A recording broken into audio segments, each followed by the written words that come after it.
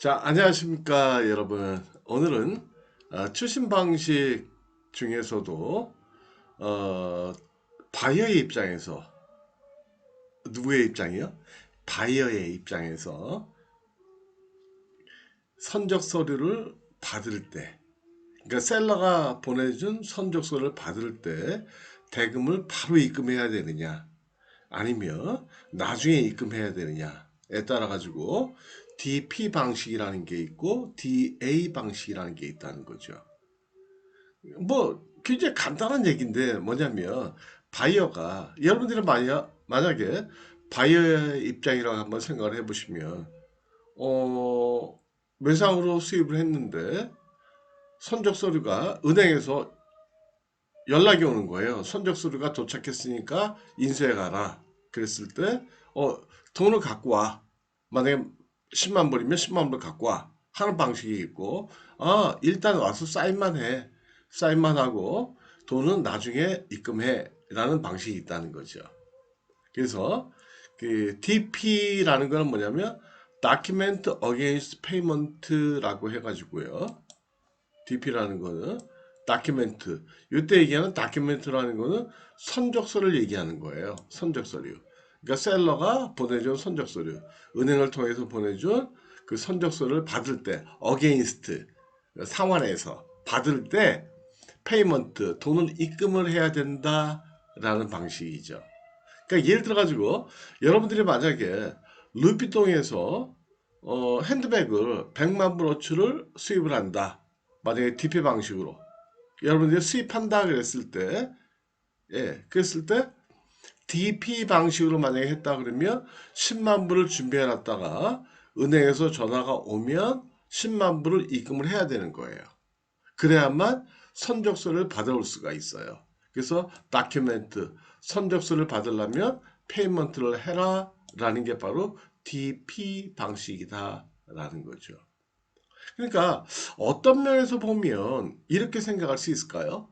바이어 입장에서는 DP 방식으로 만약에 수입을 한다 그러면 사실은 수입 대금을 다 준비해 놨다가 입금을 해야 되니까 진짜 외상이야? 이렇게 생각할 수는 있겠죠.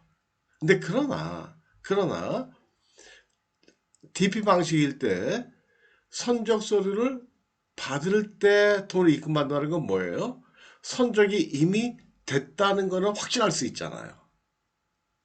이해가 되세요? 네. 선적이 됐다는 거 확신할 수가 있잖아요. 그러니까 훨씬 안전하다는 거죠. 선적이 된 다음에 그 다음에 본인이 판단하는 거예요. 본인이 예, 셀러가 선적을 했을 때 선적하고 난 다음에 선적 서류를 보냈을 때 그 다음에 선적 서류를 바이어 입장에서 받을지 말지 받으려면 입금을 하면 되고 안 받으려면 부도내면 되는 거죠. 근데 부도내기가 쉽지는 않다고 그랬죠. 그렇죠? 근데 어쨌든 두 가지 방식이 있다는 거예요. 첫 번째가 뭐냐면 지금 말씀드린 지급인도 방식 DP라는 게 있다는 거죠. DP. 한국말로 지급인도 방식 이렇게 얘기 안 해요. DPDA 그렇게 얘기하죠. 그래서 DP라는 거는 뭐예요? 수입상의 입장에서 선적 서류를 받아서 물건을 수입 신고하고 통관하려면 반드시 선적 서류를 받을 때 입금을 해야 된다라는 거죠. 그러니까 부담이 있죠. 근데 반대로 DA라는 게 있어요. 내일 말씀드리겠지만 DA라는 건 뭐냐면 선적서를 받을 때 A는 뭐냐면 acceptance예요. 승인만 하면 돼요. 승낙. 그래서 승낙이라는 건 뭐냐면 나중에 갚을게 얘기만 하면 되는 거예요. 그 어느 게 좋을 것 같아요? 바이오 입장에서는 DP라면 수입 대금을 다 만약에 100만 불이면 100만 불을 준비를 해야 되는 거고 만약에 DA라면 100만 불이 필요가 없다는 거죠. 완전한 외상이죠. 완전한 외상. 그래서 물건을 찾고 선적서를 받고 물건 찾고 그 다음에 셀러하고 바이어 당사자끼리 합의한 기간 내에만 입금만 하면 되는 거예요. 그런 방식이 DA라는 거죠. 이해가 되시겠나요? 다시요. 다시 정리해 드릴게요. 추신 방식이라는 건 뭐냐면 기본적으로는 웹상 방식이다.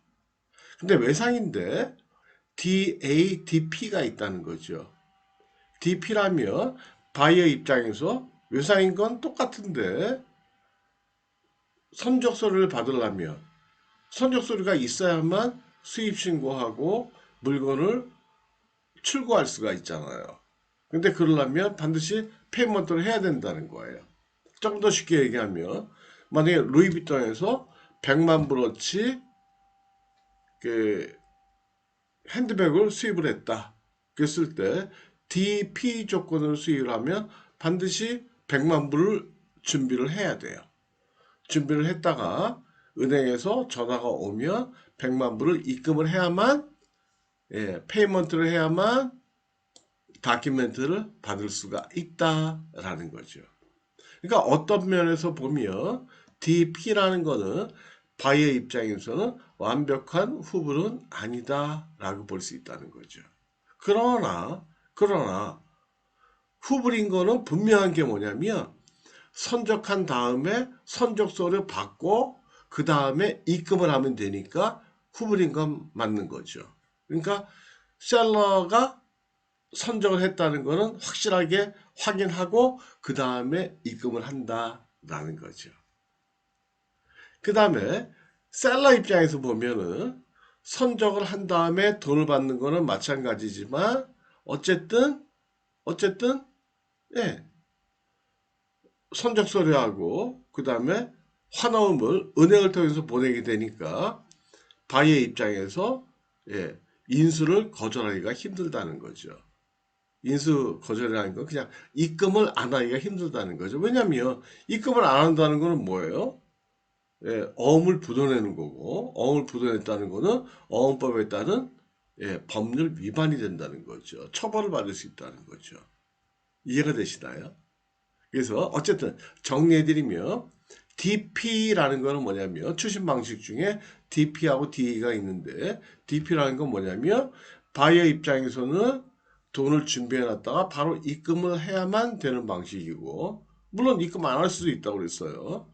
근데 그러면 처벌받는다고 그랬죠. 그러니까 대개는 입금을 한다는 거죠. 예. 입금을 하면 바로 선적서를 받아오는 방식이고요. 그 다음에 셀러 입장에서 보면 선적한 다음에 은행에다가 서류만 제출하고 환원만 제출하면 한 일주일 내지 한 10일 정도 기다리면 정상적인 경우는 입금이 된다는 거죠. 한 일주일 내지 10일 이내에. 그게 바로 뭐냐면 DP 방식이다라는 거죠. 이해가 되시겠나요? DP 방식이라는 건 뭐냐면 컬렉션, 추심 방식 중에서도 선적한 다음에 선적서를 은행을 통해서 보내면 일주일이나 10일 이내에 바로 돈이 들어오는 방식. 물론 돈이 안 들어올 수도 있죠. 근데 그러나 그럴 확률은 굉장히 드물다라는 거죠. 왜냐하면 바이 입장에서 입금을 안 한다는 거는 법률 위반 행위가 되니까 수표법을 위반한 행위가 되니까 이해가 되시겠나요? 그래서 그런 거예요. 여기 보면 그림이 굉장히 복잡하게 돼 있잖아요. 근데 이게 이제 절차를 얘기하는 거거든요. 그랬을 때 이쪽 부분은 생략을 하시고 보시면 돼요. 편하세요. 이게 수출상 입장에서는 수입상과 매매 계약을 먼저 체결을 해요. 매매 계약을 체결을 하고 그 다음에 수출상이 먼저 수입상한테 물건을 선적을 하는 거죠. 선적을 하고 나서 그 다음에 바로 자기 은행한테 선적 서류하고 환원을 갖다 주는 거예요. 이걸 뭐라 그러냐면 추심을 의뢰한다 그러거든요. 어려운 말로. 어려운 말 할 필요 없잖아요. 그러니까 선적서를 갖다 주시면 돼요. 여러분들 입장에서. 그러니까 인보이스 패킹리스트 BL 그 다음에 환원 은행에 갖다 주면 돼요. 그러면 은행이 알아가지고 여러분들이 지정한 수입상의 은행으로 보내요. 그럼 수입상의 은행이 수입상한테 연락을 해요. 야, 너 보니까 선적 서류하고 어음 들어왔는데 보니까 어음에 지극끼리 즉시더라, DP더라. 이거 빨리 입금해. 입금하면 서류 줄게. 그래서 입금하면 서류를 주고 돈을 받아서 이렇게 전달해 주는 거예요. 근데 만약에 입금을 안 했다? 아, 그러면 부도 이렇게 통보하는 거죠. 입금 안 됐어? 안 됐어. 이렇게 통보하는 거죠. 근데 물건은 어떻게 됐어요? 물건은 이미 출발을 했죠. 예. 근데 얘가 부도를 냈죠. 물건을 출발했는데 그 물건을 어떻게 찾아요? 그건 간단해요. 왜냐하면 선적 서류를 이쪽에서 인수를 안 했기 때문에 선적서는 다시 돌아오거든요. 그럼 이 서류 갖고 포도시켜가지고 다시 찾아오면 돼요. 찾아오면. 근데 그렇다고 뭐 좋은 건 아니죠. 왜냐하면 이미 물건이 가고 오고 할 때 세월이 많이 흘렀으니까 시간이. 예. 물건이 중고가 돼버리겠죠. 뭐 그런 위험은 있지만 어쨌든 물건을 찾아오는 건 어렵지 않아요. 찾아오는 건 어렵지 않고. 근데 그러나 그런 일이 생기면 굉장히 불행하겠죠. 그쵸? 예. 그러나 어쨌든 TT 방식보다는 안전하다. 왜요? 왜요? 어음이라는 게 있으니까. 어음을 묻어내면 처벌을 받으니까 바이어가 부담스럽게 생각한다는 거죠. 여러분도 마찬가지 아니겠어요? 그죠? 국내에서도 어음 발행해 놓고 어음 결제 안 하면 불안하잖아요. 그죠? 똑같은 거예요. 네. 이해가 되시겠죠? 예, 이게 바로 DP 방식이다. 정리하면 추진 방식은 DA가 있고 DP가 있다. 근데 DP 방식이라는 거는 바이어 입장에서 누구 입장에서요? 바이어 입장에서 바로 선적서를 받으려면 입금을 해야 하는 방식이고 DA라는 거는 당사자끼리 합의한 기일 내에만 입금하면 된다. 그러니까 쉬운 얘기예요.